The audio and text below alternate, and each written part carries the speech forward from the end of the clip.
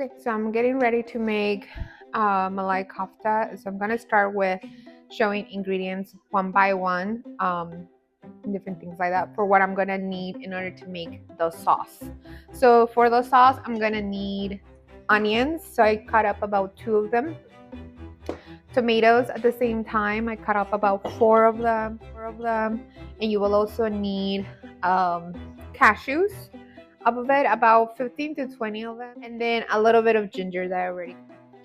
For ingredients, I'm gonna saute a little bit of oil and I'm gonna mix it all together, starting with the onions, then the tomatoes and the cashews and a little bit of the ginger to just kind of like cook it up.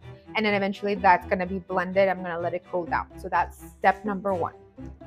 And I'm gonna add a little bit of oil to kind of help me saute the onions, and just gonna let that warm up a little bit. Okay, we will start with the onions.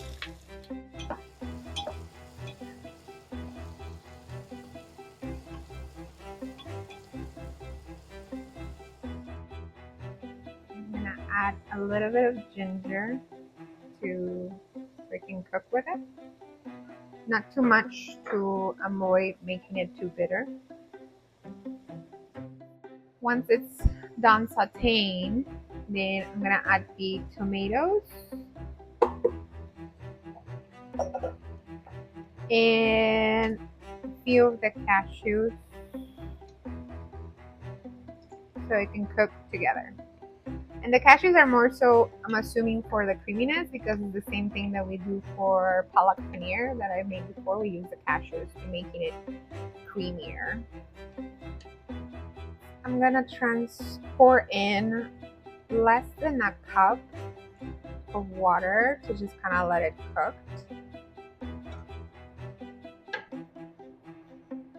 Till it kind of becomes a little bit, and I'm gonna cover it so it can cook. And we just let it cook until they become the tomatoes like completely get loosened up or like mushy, and then after that we're gonna blend it. And I like it a little bit spicy, so I'm just gonna add half of a green chili just to give it a little bit of a kick, not super spicy. Let's not forget to add a little bit of salt as well to give it a little bit more flavor. I forgot to do that. So while that cooks, I'm gonna talk about after blending this, I'm gonna be sauteing these spices to add more flavor to it. So I'm gonna need like a stick of cinnamon, or maybe half of it, a bay leaf, 4 green cardamoms, and some cloves in it. I'm gonna saute that so the oil gets the flavor of it, and a little bit more of ginger off of it. Once I saute those on another pot, I'm gonna transfer that. Okay, I think this is ready. So see, today I'm gonna use this immersion blender here, and I'm hoping that it works. So let me just turn this off for a little bit.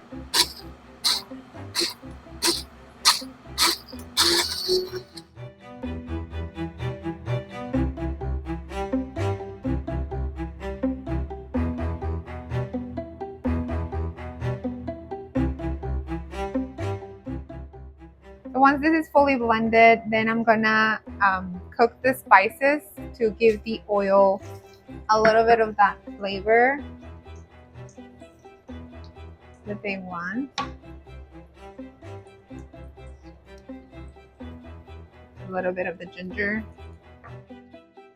Okay, once this is friggin', I'm gonna add it here. Add a little bit of red chili powder. Like that. Then a little bit of garam masala.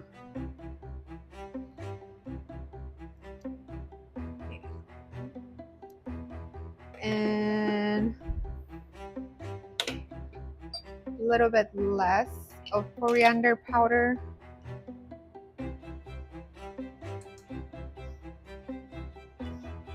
Salt again. I tasted it and needed a little bit of more salt. Finally, the recipe calls for a little bit of sugar, like 3/4 of a teaspoon.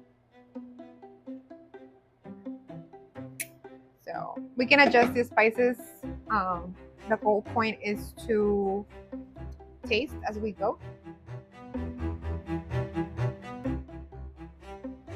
I'm just mixing everything well. The first time I have to add sugar to cooking, so I'm a little scared but yet excited to see what's gonna turn out.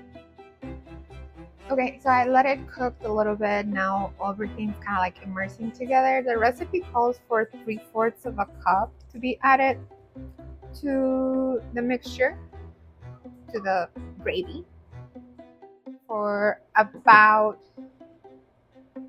10 to 14 minutes to just kind of like let it become a little bit more thicker as well. I'm just gonna keep it on low.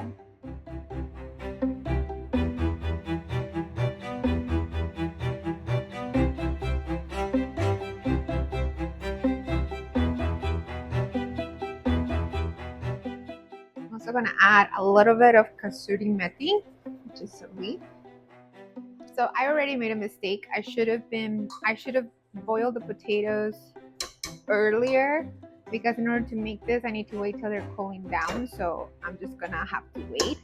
But I'm just gonna, while we wait for this to cool down, you're gonna need a little bit of salt. You're gonna need paneer. I made homemade paneer that we're just gonna crumble and put it inside here once it cools down. So that's the paneer, which is cheese. Then cilantro, just really chopped up. A little bit of green chilies and a little bit of ginger at the same time in here, just to give it a little bit of kick. And also cornstarch is going to be added into this mixture, and garam masala as well, to just kind of form. Essentially, we're going to make little balls that I'm going to deep fry. So yeah, so I just want to show you all the ingredients of what you're going to need, but definitely something learned. Cook your potatoes earlier, so by the time you get to this step, they're not hot.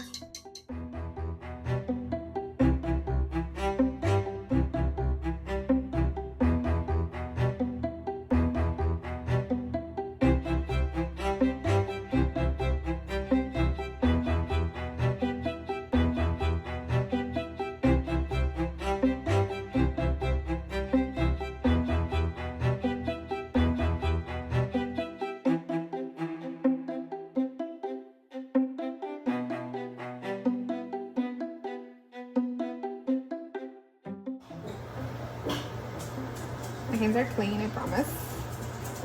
Just need to crumble it a little bit more.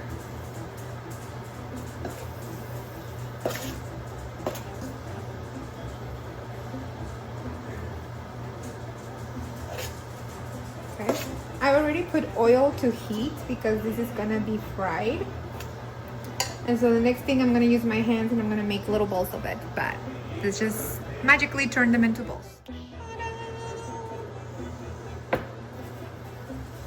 Now, a tip that I'm gonna do, because they're still somewhat warm, I'm gonna put them temporarily on the fridge so they cool down more and they maintain the shape. This is just a trick that I know from making papa rellena, which is a Peruvian dish, and that's usually what we do before we fry them. Here you go. I fried them. They're nice and crispy, and now time to serve and eat. With a side of rice. You just put this gravy in the bottom and you just put the ones on the top. Preferably you wanna fry these right before you're about to eat it, so they maintain that crunchiness. Otherwise they'll get soggy if you leave them in there for too long. So that's why I have them separate. But let's try it. So here we go.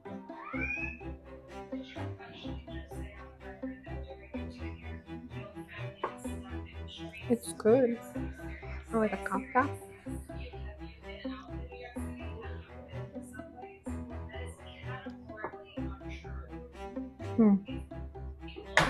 Oh yeah, Both of them together taste so good. You can taste the paneer and the crunchiness of the potato.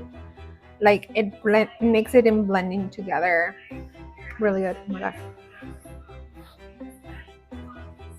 10 out of 10. Recommend.